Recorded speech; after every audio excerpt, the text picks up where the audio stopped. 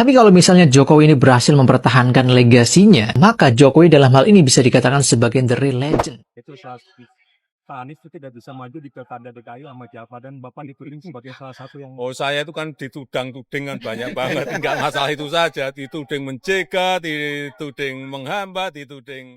Kalau yang saya lihat residu Pilpres itu PDIP versus terah politik Jokowi, atau PDIP melawan siapapun yang diusung oleh Jokowi. Artinya sebenarnya Kang Ono ini kan proposal Anda yang tidak disetujui. Lalu kemudian DPP juga punya rencana lain. Terus kenapa kok yang disalahin itu Mulyono? Mulyono itu ketua RW saya dulu di Jogja. Ini Mulyono yang mana nih Kang? Kami pengurus Dewan Pimpinan Cabang, PAC di 6 kecamatan di Kabupaten Kota Waringin Barat dan perwakilan beberapa ranting se-Kabupaten Kota Waringin Barat menyatakan mengundurkan diri dari kepengurusan PDI Perjuangan. Yo, selamat datang kembali di Sudut Pandang di segmen FYP for Your Politics bareng saya Abdul. Di FYP saya lagi banyak sekali konten-konten yang menghujat, mencaci maki dan mengkritik Joko Widodo sebagai dalang dari kisruhnya dunia politik akhir-akhir ini. Pertanyaannya, setujukah kalian dengan statement-statement ini? Tidak jarang kritikan itu tertuju bukan cuma jabatan dari Joko Widodo yang diemban sebagai presiden yang tinggal menghitung hari lagi berakhir masa jabatannya. Bahkan kritikan tuduhan itu sampai ke personal dan keluarga-keluarganya. Gak hati lagi sih. Kalian bisa bayangin nggak betapa beratnya jadi keluarga Jokowi dihujat terus-menerus, guys. Ini dia. Sudah menjadi kebiasaan umumnya di negara Indonesia, apabila ada presiden yang hampir habis masa jabatannya, maka ada pihak lain yang tidak akan membiarkan bahwa presiden tersebut berakhir dengan nama baik. Ya, bisa kita lihat dari sejarahnya ya, mulai dari Presiden Soekarno, Soeharto, B.J. Habibie, Gus Dur, Megawati, SBY, semuanya ketika di akhir masa jabatan itu selalu diterpa dengan isu-isu yang sangat-sangat kuat. Seperti halnya Pak Jokowi yang sudah bertahun-tahun diterpa oleh berbagai isu, mulai dari segi fisik sampai pengaruh politiknya. Tapi kalau misalnya Jokowi ini berhasil mempertahankan legasinya, maka Jokowi dalam hal ini bisa dikatakan sebagai the real legend. Dan kalau kita logika juga ya, orang-orang seperti Jokowi ini dalam ranah pengaruh politik itu memang sangat menjengkelkan bagi orang yang kalah pengaruhnya. Tapi bagi orang-orang yang bisa memanfaatkan pengaruh besar Jokowi pasti akan berterima kasih. Makanya kalian kalau bertemu dengan orang yang pengaruhnya besar, jangan dilawan, tapi dimanfaatin pengaruhnya. Tapi seberat-beratnya jadi keluarga Jokowi itu ya masih berat orang-orang yang hidup dalam kemiskinan juga sebenarnya. Tapi yang namanya nasib seseorang itu juga tidak bisa menyalahkan siapapun. Dan kalaupun misalnya apa-apa harus menyalahkan presiden, menurut saya itu pemikiran yang sangat-sangat pragmatis. Hanya karena presiden kita terlalu legowo dan memaafkan semua orang yang menghinanya, bukan berarti kita lantas terus menghinanya. Karena kalau kita bayangin kita sendiri misalnya jadi keluarga mereka, belum tentu kuat juga. Gimana menurut kalian? Menurut saya itu bukan cara berpikir pragmatis ya. Kalau ada apa-apa nyalahin Jokowi. PDIP nggak jadi ngusung Anies, salahin Jokowi. Ono Surono di Jawa Barat nggak jadi berpasangan dengan Anies setelah Anies nggak bisa maju di Jakarta. Ya karena PDIP sendiri ngajuin Pramono Anung, ya kan? Terus Anies digeser ke Jakarta, nggak jadi lagi, ke Jawa Barat, ya kan? Ono Surono DPP PDIP Jawa Barat mengatakan salah Jokowi. Itu bukan pragmatis, itu pikir sempit, pikiran yang sempit. Gak ngerti, gak punya alasan, gak ngerti aja gitu. Pokok semuanya salah Jokowi. Ini pure residu Pilpres 2024 masih ada sampai sekarang. Apapun kesalahannya, Jokowi yang salah. Itu Pak Anies itu tidak bisa maju di Pilkada DKI sama Jawa dan Bapak dituding sebagai salah satu yang... Oh, saya itu kan ditudang-tuding kan banyak banget. Enggak masalah itu saja, dituding mencegah, dituding menghambat, dituding... Ya tapi kan memang itu urusan partai politik. Mau mencalonkan dan tidak mencalonkan itu urusan koalisi, urusan partai politik, ada mekanisme, ada proses di situ. Saya bukan ketua partai. Saya juga bukan pemilik partai supaya tahu semuanya. Apa urusannya? Ada anggapan Oke. Kalau misalkan tuduhan Jokowi cawe-cawe itu ke partai-partai yang lain ya, misalkan PAN, misalkan siapa lagi nih, ya sebut aja lah partai-partai yang lain. Itu mungkin walaupun saya belum ngerti buktinya mana gitu ya. Saya belum nerima, belum ngerti, belum dapat buktinya mana. Jadi masih susah untuk percaya. Tapi kemudian kalau ini soal PDIP, kemudian Jokowi tuh cawe-cawe PDIP, itu lebih saya nggak percaya lagi. Mohon maaf. Karena secara sejarah PDIP tuh kuat di ketumnya, semua tegak lurus gitu ya. Kalau mau cawe-cawe ke PDIP nggak bisa lewat jalan bawah, harus lewat jalan atas.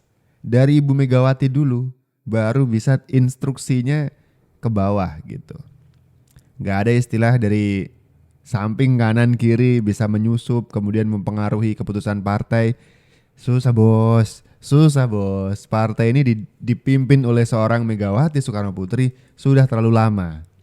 Jadi emang kendali setir itu ada di tangan Ibu Megawati Soekarno Putri. Kalau tuduhan cawe-cawe PDIP itu benar, berarti kalian mau menyebut Megawati tidak sepowerful itu gitu. Atau menganggap enteng Megawati, dan ternyata Megawati bisa disetir juga sama Jokowi. Begitu maksud Anda? Susah bos, gimana sih? Kalau yang saya lihat residu pilpres itu PDIP versus terah politik Jokowi, atau PDIP melawan siapapun yang diusung oleh Jokowi. Kenapa Jawa Tengah itu dianggap menarik? Ini bukan soal menyangkut jumlah pemilih yang banyak, tapi menyangkut Irjen Ahmad Lutfi yang dianggap sebagai Jokowisman. Maka tak heran kalau kemudian PDIP itu pasang orang yang juga punya bintangnya juga banyak, mantan Panglima TNI. Jadi di situ membacanya, ini betul-betul pertarungan yang menurut saya bagian dari efek dari pilpres yang belum sepenuhnya selesai. Begitupun di Sumut, jangan itu anggap enteng sebenarnya. Karena ketika mengusung nama Edi Rahmayadi, bagi PDIP ini adalah pertarungan hidup mati bagaimana orang seperti Bobi Nasution yang kita tahu adalah bagian dari terah politik Jokowi juga bisa dikalahkan dalam konteks itu. Di luar itu Sylvia, jangan kira Kim ini solid-solid amat. Sering terjadi perang saudara mereka ini. Di Banten salah satunya. Oke. Jadi dengan diusungnya Andika Perkasa ke Jawa Tengah itu ibaratnya mau ngadu nih antara TNI dan Polri. Bukan dalam arti sebenarnya ya. Maksudnya tuh kok dua institusi itu kan mantan dari dua kontestan pilkada kali ini. Irjen Ahmad Lutfi dengan kepolisian gitu kan. Kemudian Andika Perkasa itu kan juga dari TNI gitu, mantan Panglima apalagi. Perang bintang gitu kan. itu bukti bahwa PDIP serius menganggap bahwa pilkada ini nggak bisa kalah, nggak bisa nih. 16% kemarin cukup sakit, nggak mau sakit untuk yang kedua kalinya, kan begitu. Maksudnya tuh itu. Artinya sebenarnya Kang Ono ini kan proposal Anda yang tidak disetujui. Lalu kemudian DPP juga punya rencana lain. Terus kenapa kok yang disalahin itu Mulyono? Mulyono itu ketua RW saya dulu di Jogja. Ini Mulyono yang mana nih Kang? Kalau di Jawa Barat Mulyana ya. Saya Mulyana. menyebutkan.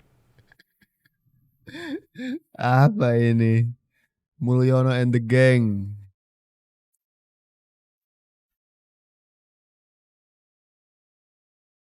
Dia menyampaikan ada keterikatan lah terkait dengan keputusan mereka dengan satu kekuatan besar yang saya tangkap seperti itu. Oke, artinya sebenarnya Kang Ono ini kan proposal Anda yang tidak disetujui. Lalu kemudian DPP juga punya rencana lain. Terus kenapa kok yang disalahin itu Mulyono? Mulyono itu ketua RW saya dulu di Jogja. Ini Mulyono yang mana nih Kang? Kalau di Jawa Barat Mulyana ya. Saya Mulyana. menyebutkan. Jadi kalau di Jawa Barat. Coba klarifikasi dulu dong ini Mulyono siapa yang dimaksud ini? Ya Mulyana ini atau Mulyono ini kan kekuatan besar juga. Yang kemarin juga bagaimana diduga memporak-porandakan demokrasi di Indonesia kan. Oke, jadi argumen dari Ono Surono ini berdasarkan dugaan. Jangan ditelan mentah-mentah ya. Nah sehingga ya sebenarnya sudah jelas, sebenarnya proposal itu ya memang kami sudah sampaikan, ada catatan dari Pak Anies kami lakukan. Ya saya sih berpikir simpel ya, kalau memang kelompok entitas ini juga sepakat dengan PD Perjuangan, saya yakin Pak Anies bisa maju di Jawa Barat.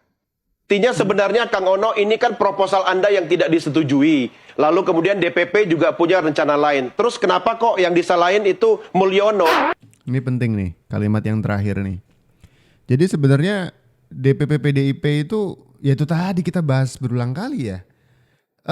Keputusan dari ketum itu kan final gitu ya di kubu internal PDIP. Bahkan di Jawa Tengah, di Jawa Tengah itu ada istilah komandante.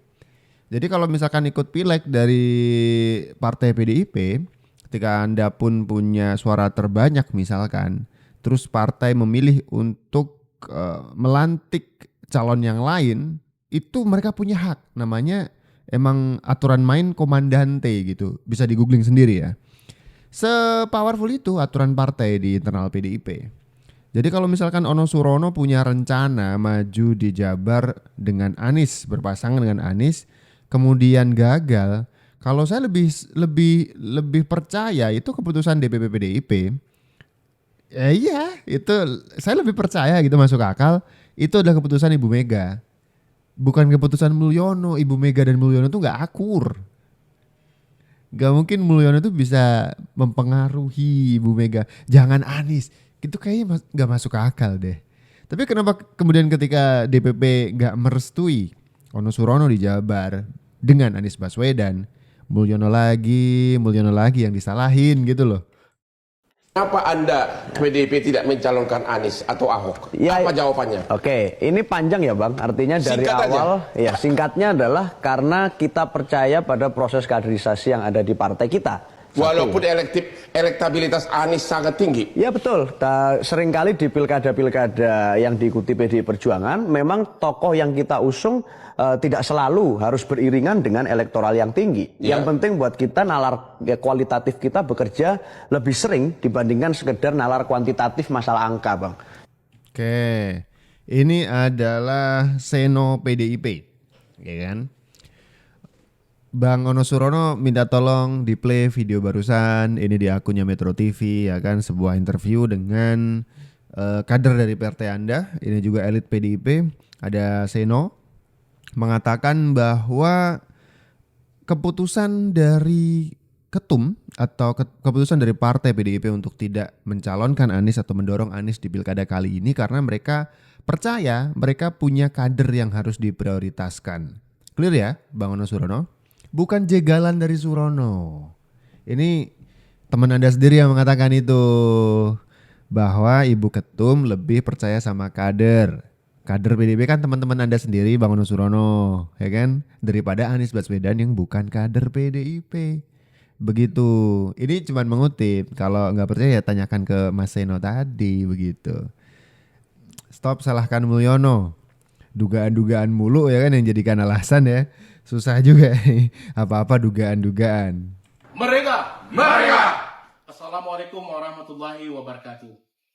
Kami pengurus Dewan Pimpinan Cabang Partai Demokrasi Indonesia Perjuangan Kabupaten Puturin Barat dan 6 pengurus PAC di 6 kecamatan se-Kabupaten Puturin Barat sehubungan dengan surat keputusan DPP PDI Perjuangan terhadap calon kepala daerah dan wakil kepala daerah Kota Waringin Barat yang diusung oleh PDI Perjuangan yang diberikan kepada Ibu Haja Nur Hidayah dan Bapak Suyanto yang bukan merupakan kader PDI Perjuangan.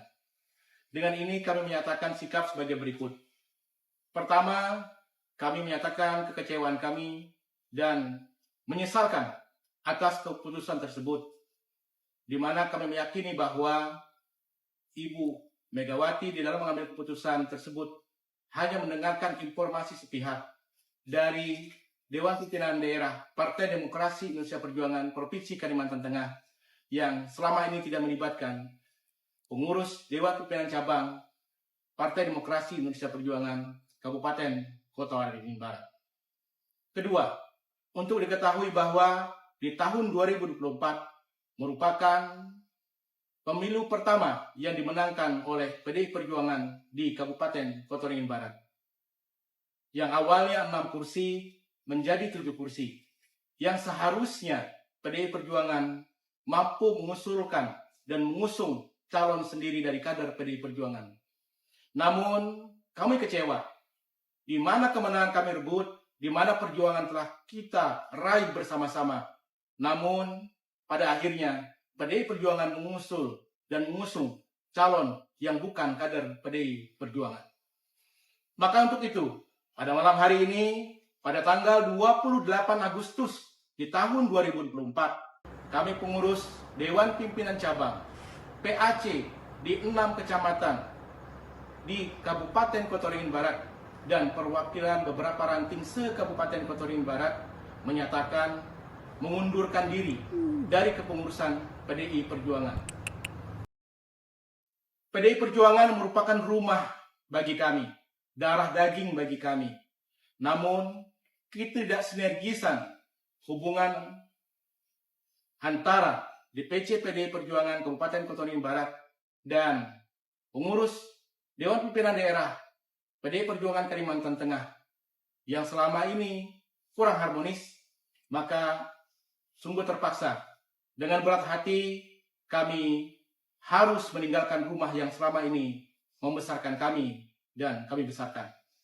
Dan kami mengucapkan terima kasih kepada Ibu Haja Megawati Soekarno Putri yang telah memberikan kepercayaan kepada kami. Dan kami mohon maaf kalau kami belum bisa mengemban amanah yang lebih baik. Kami ucapkan terima kasih kepada struktur, kader simpatisan PDI Perjuangan, dan seluruh lapisan masyarakat Kota Waringin Barat yang telah memberikan kepercayaan kepada kami. Bekerja sama dengan kami untuk membesarkan PDI Perjuangan di Kabupaten Kota Waringin Barat. Dan mohon maaf juga kalau selama kami memimpin DPC PDI Perjuangan ada suatu hal yang kurang berkenan. Terima kasih. Wassalamualaikum warahmatullahi wabarakatuh. Merdeka! Merdeka! Oke, jadi seluruh kader PDIP DPC ini cabang ya, Kota Waringin Barat ini mengundurkan diri.